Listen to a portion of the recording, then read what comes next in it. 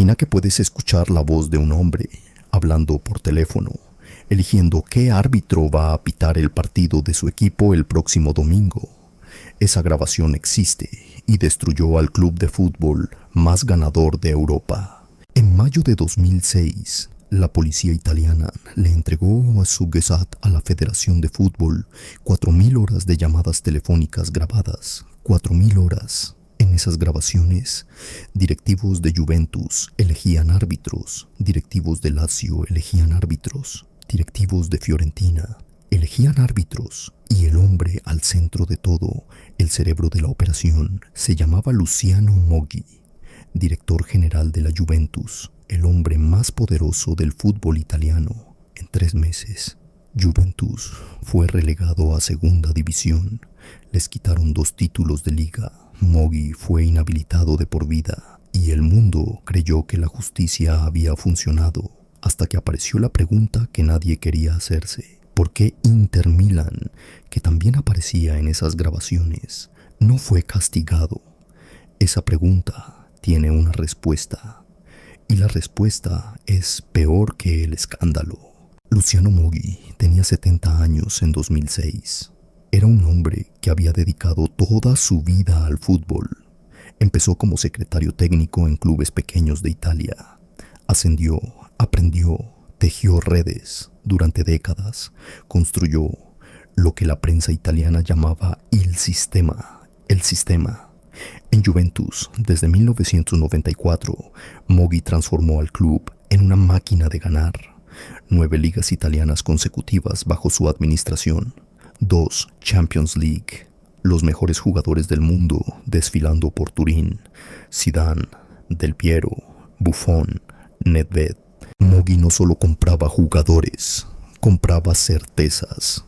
En el fútbol italiano de esa época, conocer al árbitro correcto era tan importante como tener al delantero correcto. Y Moggi conocía a todos. Tenía el número de teléfono de los designadores de árbitros, los llamaba, los invitaba a comer, los convencía, a veces con argumentos, a veces con favores, a veces con cosas que no se dicen en voz alta.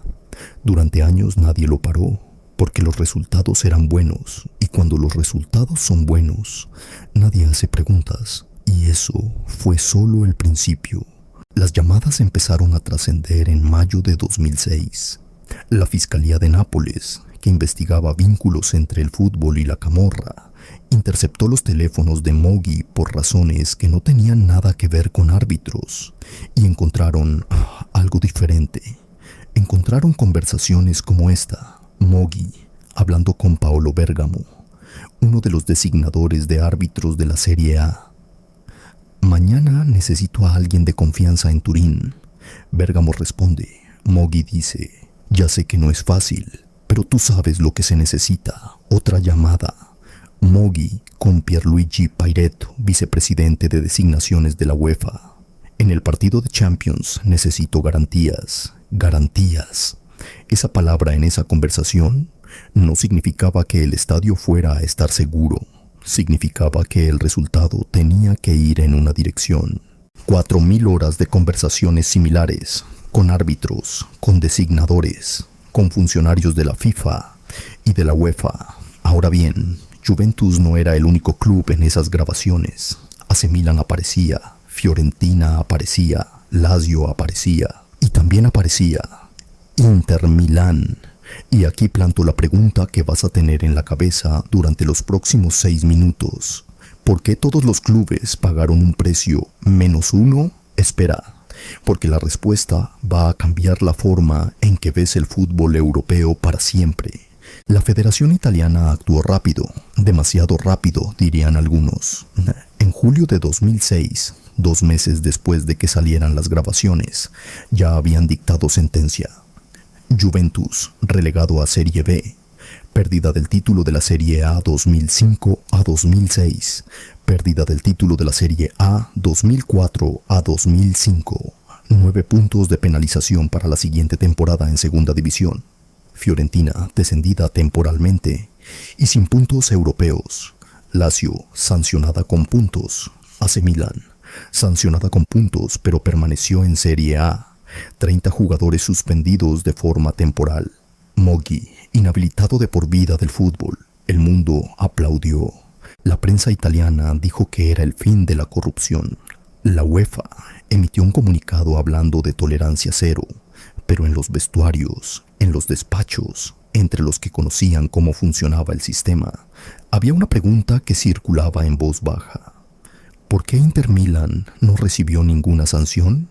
El club milanés que aparecía en las grabaciones, el club que recibió los títulos de Juventus como si fueran suyos, el club que se convirtió en campeón de Europa en 2010, con una plantilla construida durante los años del escándalo. Esa pregunta todavía no tiene respuesta oficial, y eso fue solo el principio. Vamos a hablar de lo que la prensa deportiva italiana evitó durante años. En las 4.000 horas de grabaciones, el nombre de Inter Milan aparece, no de forma marginal, no en una llamada sin importancia.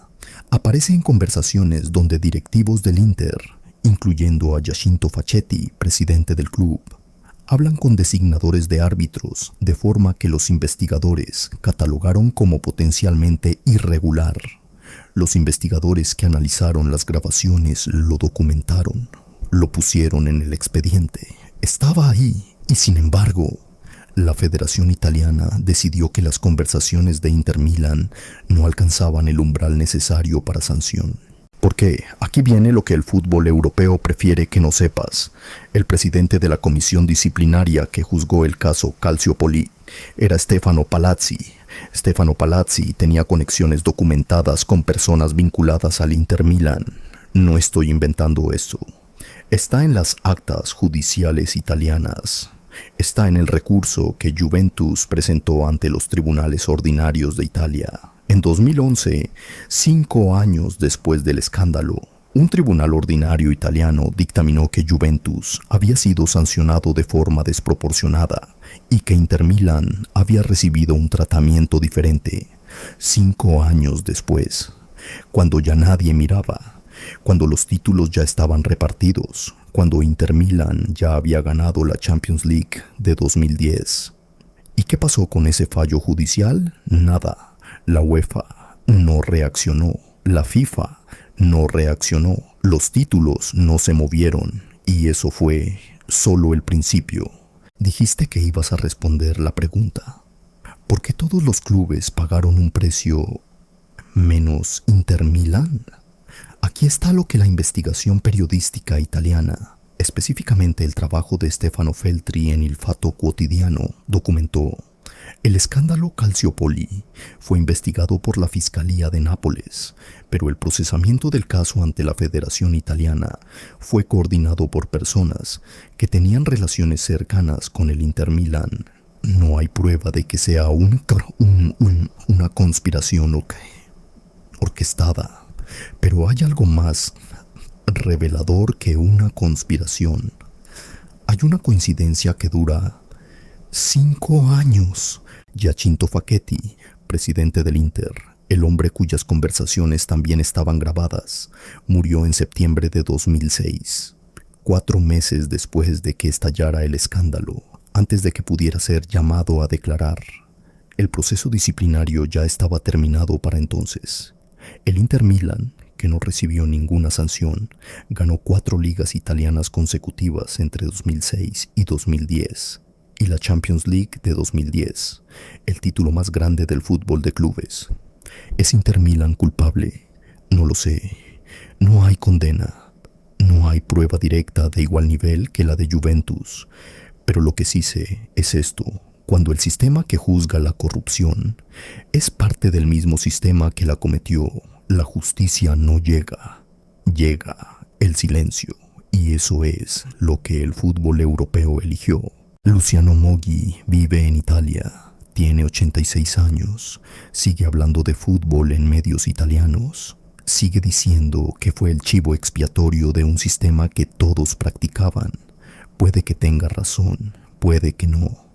Lo que sí es cierto es esto: Juventus pasó un año en segunda división, perdió jugadores de nivel mundial, perdió ingresos, perdió Champions League, Perdió algo que ningún título futuro puede devolver, la credibilidad de su historia, y mientras tanto, los títulos de la Serie A 2004 a 2005 y 2005 a 2006 fueron otorgados a Inter Milán, no porque Inter Milán los hubiera ganado en el campo, sino porque eran los únicos que quedaban cuando la tormenta terminó.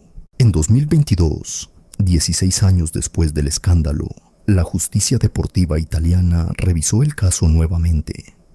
Y nuevamente, los títulos no se movieron. Alessandro Del Piero, el símbolo de Juventus, el capitán durante el descenso, el hombre que se quedó cuando todos los demás se fueron, dijo algo en una entrevista que resume lo que nadie en los despachos se atrevió a admitir. No sé si lo que pasó fue justo, lo que sé es que nosotros lo pagamos y que no todos lo pagaron, no todos lo pagaron. Eso es lo que el fútbol calla. Suscríbete, porque las preguntas que el fútbol no quiere que hagas, aquí se hacen todas.